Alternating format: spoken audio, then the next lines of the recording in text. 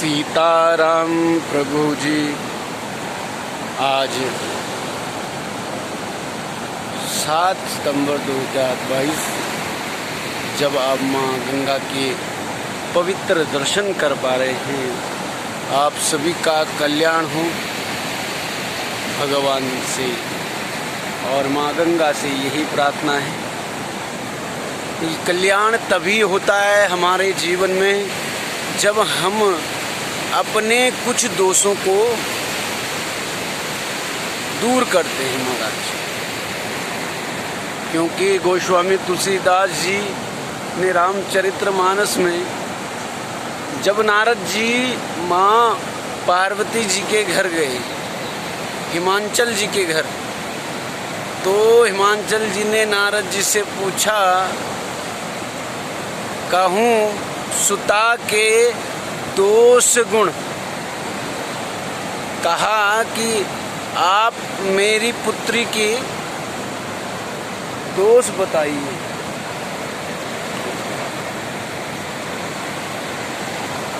और इसी पर आज एक बोध कथा है।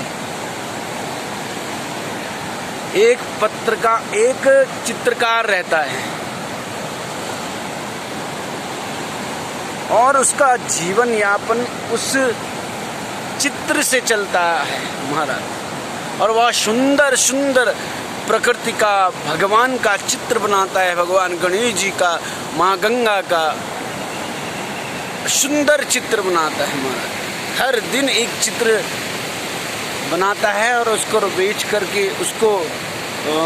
बेच करके उससे जो धन प्राप्त होता है उसी से अपना जीवन यापन चलाता है महाराज।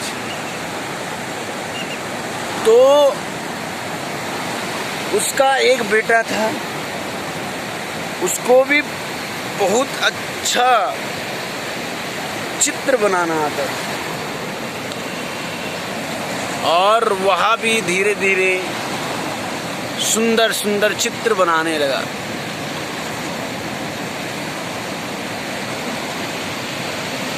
पिताजी का जो चित्र था वह 500 रुपये में बिकता था और बेटे का चित्र 1000 रुपये में बिकता था।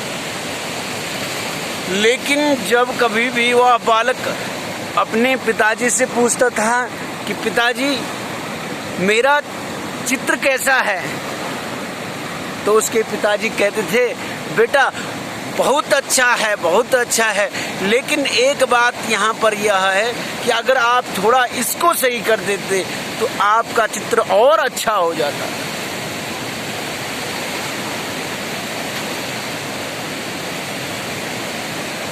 जैसे बेटा पूछा वैसे ही पिताजी कहते बहुत अच्छा है, लेकिन जैसे थोड़ा आप इसको सही करते तो और अच्छा हो जाता। रोज यही पिताजी उनको कहते थे उस बालक। एक दिन बालक ने अपनी माँ से पूछा, माँ पिताजी रोज मेरी बुराइयां देखते हैं, रोज, और हमेशा कहते हैं सब चीज अच्छा है, लेकिन थोड़ा यहाँ से ठीक कर देते तो और अच्छा हो जाता है। जबकि मेरा चित्र पिताजी से 500 रुपये अधिक बिकता है, पिताजी का तो 500 में, मेरा 1000 रुपये में बिकता है। फिर भी पिताजी कहते हैं कि आपका चित्र थोड़ा यहाँ से ठीक होता तो और अच्छा होता। क्योंकि बालक माँ ही से कह सकता है, पिताजी से किसी की हिम्मत नहीं होती है। एक दिन रात्रि में एकांत में माँ ने पिताजी को पूछा कि आप जो हमेशा पुत्र की बुराइयां निकालते हैं ये अच्छी बात नहीं है।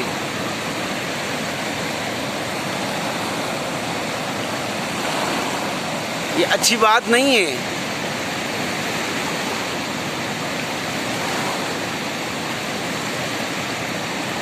पिताजी ने शांत मन से कहा,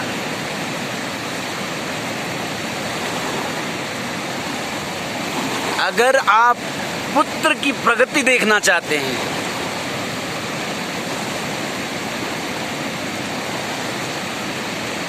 अगर आप उसको शिखर तक पहुंचाना चाहते हैं और उसका लक्ष्य प्राप्त करवाना चाहते हैं, तो उसको हमेशा उसकी गलतियों का एहसास जरूर कराना चाहिए। हमेशा उसको प्रोत्साहन तो देना चाहिए, लेकिन उसकी जो गलतियां हो रही है जीवन में, उसको हमेशा बताना चाहिए कि आपने यह गलती कर दी है। और जिस दिन मैंने उसकी गलती बताना बंद कर दिया, उसी दिन उसका विकास रुक जाएगा। इसलिए मैं हमेशा उसे कहता हूँ कि आप और ज़्यादा प्रगति करें। इसीलिए हमेशा उसके चित्र पर गलती निकालता हूँ। तो इस कथा से यह शिक्षा मिलती है कि हमें भी अपने बालकों के दोष को छुपाना नहीं, प्रकट करना चाहिए और उनसे हमेशा इस बारे में विचार करना चाहिए, जिससे कि उनके जीवन में जो दोष हैं वो सारे दूर होंगे और गुणों ही गुण उनके जीवन में रहेंगे, जिससे कि वह परम लक्ष्य को प्राप्त कर सकते हैं। बोलो सीताराम प्रभु जी। माँ गंगा आपका कल्याण करे। आनंदित हूँ आप इसी प्रकार से आप हमेशा माँ गंगा के दर्शन करते रहें। और आप लोगों से निवेदन है कि यह जो चैनल है सब्सक्राइब ज़रूर करें, क्योंकि इससे देश विदेश में इस माँ गंगा के दर्शन को पहुँचाएं, जिससे कि यह चैनल भी चल सके और थोड़ा सा हमारा पुण्य भी वर्धन हो सके। क्या होता है, हम किसी को अगर अच्छी बात बोलते हैं, अच्छी बात दिखाते हैं, अच्छी बात सुनवाते हैं और अच्छी जगह ले जाते हैं, तो हमारा पुण्य भी वर्धन होता है। इसलिए पुण्य वर्धन के लिए यह चैनल सब्सक्राइब करिए और दूसरों को भी करवाइए और दूसरों को भी माँ गंगा के दर्शन करवाइए। बोलो गंगा मैया की जय।